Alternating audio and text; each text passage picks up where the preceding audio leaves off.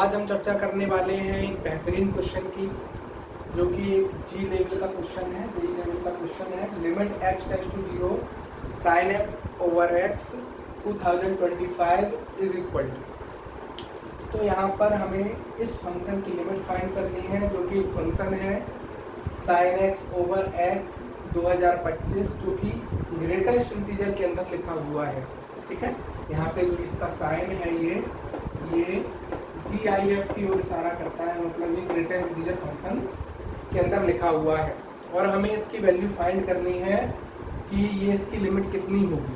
तो सबसे पहले आप लोग वीडियो को पॉज कीजिए, 2 मिनट खुद से ट्राई कीजिए और फिर मेरे कंसेप्ट को समझिए।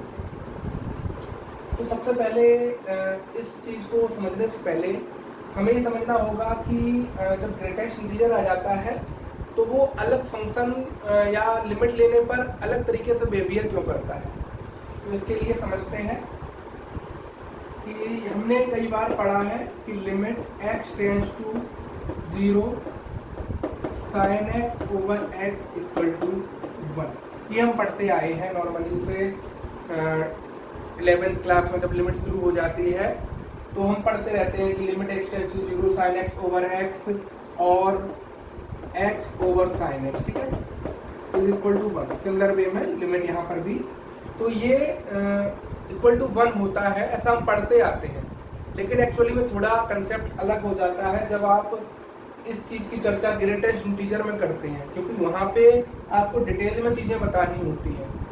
अब मान लीजिए आपने sine x over x limit x tends to 0 जब यहाँ लगाएंगे और यहाँ भी लगाएंगे, तो जब यहाँ पे लिमिट एक्स टेंड्स टू 0 रखेंगे तो इसका आंसर 1 आ जाएगा। और 2025 का गुणा जब 1 में होगा तो ग्रेटेस्ट इंटीजर के अंदर तो 2025 आ जाएगा।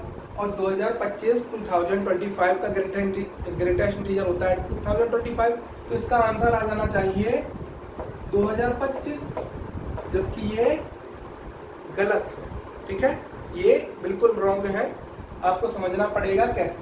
तो सबसे पहले लिमिट की ओर जब आप समझते हैं तो आप भी जानते हैं कि लिमिट x टेंड्स टू 0 का ये कतई मतलब नहीं होता है कि x बराबर 0 है। ठीक है, अगर x बराबर 0 यहाँ पे रखेंगे तो साइन 0/0 फॉर्म बन जाएगा। तो x बराबर 0 नहीं है, इसका मतलब है कि x 0 की ओर जा रहा है, x 0 की ओर बढ़ रहा है, धीरे धीरे x 0 की ओर जा रहा है। तब इस फंक्शन की वैल्यू एक्चुअली 1 नहीं है, ये समझनी है आपको। तब इस फंक्शन की वैल्यू क्या है, 1 नहीं है, ये फंक्शन की वैल्यू भी 1 की ओर जा रही है। जब x अप्रोच कर रहा है 0 की ओर तो sin x अपॉन x या x अपॉन sin x 1 की ओर अप्रोच कर रहा है, ये बात आपको समझनी है। मतलब यहाँ पे इज इक्वल टू 1 हम लोग लिख देते हैं, ये इज इक्वल टू 1 नहीं होता है। इसका मतलब होता है जब लिमिट हमारी x टेंड्स टू 0 या x 0 की ओर अप्रोच कर रहा है तो sin x ओवर x 1 की ओर अप्रोच कर रहा है। 1 की ओर अप्रोच करने का मतलब कहीं ना कहीं 1 से थोड़ा कम रहेगा। ठीक है, sin x जब 0 की ओर अप्रोच करेगा तो sin x ओवर x 1 की ओर अप्रोच करेगा, मतलब 1 से थोड़ा कम रहेगा। ये चीज़ समझनी है। या आप ऐसे भी समझ सकते हैं कि sin x over x is always less than 1, ऐसा भी आप बोल सकते हैं। ठीक है, क्योंकि sin x की जो वैल्यू होती है वो लेस देन इक्वल टू -1 से 1 होती है। sin x की जो वैल्यू होती है, लेकिन जब हम x का डिवाइड दे देंगे, कोई नंबर का डिवाइड दे देंगे तो 1 से और कम हो जाएगी, 1 से कम हो जाएगी इस तरीके से। तो sin x ओवर x का जो मान आएगा x टेंड्स टू 0 पे, वो 1 से थोड़ा सा कम आएगा। ठीक है, इसकी जो लिमिट है कितनी आएगी, थोड़ी सी कम आएगी। तो इस चीज़ को समझना है। अब यहाँ पे इस चीज़ को देखते हैं, तो लिमिट x टेंड्स टू 0। अब आप समझिए, जब sin x ओवर x 1 की ओर जा रहा है लिमिट x टेंड्स टू 0 लेने पर, ठीक है, जब sin x ओवर x 1 की ओर जा रहा है, ये x टेंड्स टू लिमिट जब x 0 की ओर जा रहा है तब तो कहीं ना कहीं इसकी वैल्यू 1 से थोड़ी कम हो जाएगी और हमारा जो ग्रेटेस्ट इंटीजर के अंदर 2025 बैठा है उसका मल्टीप्लाई होगा उस 1 से थोड़ी छोटी वैल्यू में। ठीक है, तो जब इसका इसमें मल्टीप्लाई होगा लिमिट लेने पर, तो हमें कहीं ना कहीं 2024 दशमलव समथिंग कुछ मिलेगा।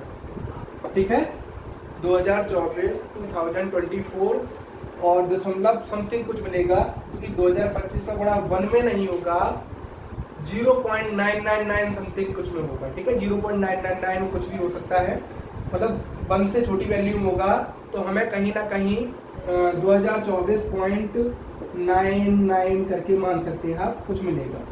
और आप जानते हैं कि ग्रेटेस्ट इंटीजर, जो ग्रेटेस्ट इंटीजर होता है वो 2024.9 का कितना होगा, वो 2024 होगा। कितना होगा, 2024, ना कि 2025, जो कि हम लोग पहले चर्चा कर चुके थे।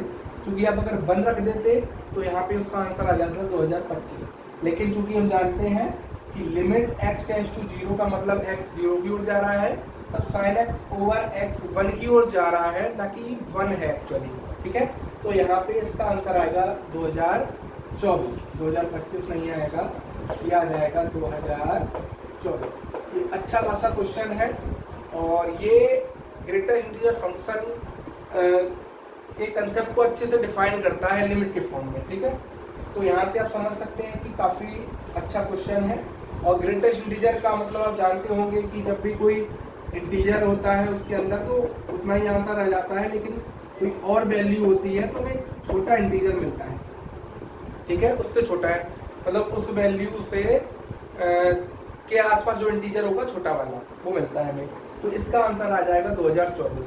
तो अच्छा खासा क्वेश्चन था, आप इस क्वेश्चन को समझ लीजिए और ध्यान दीजिए कि जब भी ग्रेटेस्ट इंटीजर का क्वेश्चन आए तो थोड़ा लिमिट का अप्रोच अलग लगाना, क्योंकि अगर आपने डायरेक्ट इस तरीके से लगा दिया तो आपका कहानी एकदम से गड़बड़ हो जाएगी। ठीक है, आई होप आपको वीडियो पसंद आया होगा। अगर वीडियो पसंद आया हो तो लाइक कीजिए, चैनल को सब्सक्राइब कीजिए। चलिए चलते हैं, मिलते हैं अगली वीडियो में, तब तक लीजिए, वंदे मातरम।